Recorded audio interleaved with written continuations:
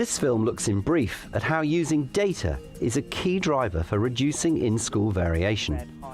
When South Dartmoor Community College began to tackle ISV, they realised accurate data was essential and was surprised to find that the data they had was flawed. Teachers were using different terminology, that our data was imprecise, and that we weren't able to track our students or indeed to predict their eventual outcomes. So now we have sophisticated data systems, we've trained all of our members of staff, we've even trained our parents, because when they come in for parents' evenings they're given a data induction seminar. And it means that we can predict to within 1 percentage point the actual end results in any 1 year group.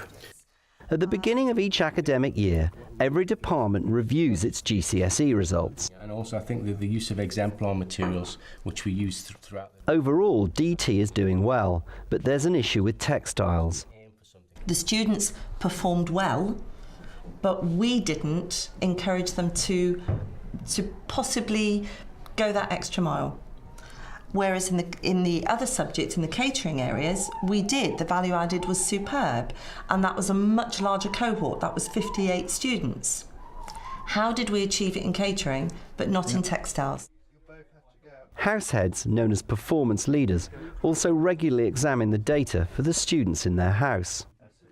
This is looking at some data for Year 11 students. What I've done here, I've organised the data here so you can see the green going through to red, telling me whether or not at the moment they're likely to get 4 or a half GCSEs at grade C or above.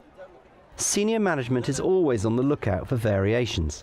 Peter Kensington, head of data, has just done a house-by-house breakdown of last year's GCSE results.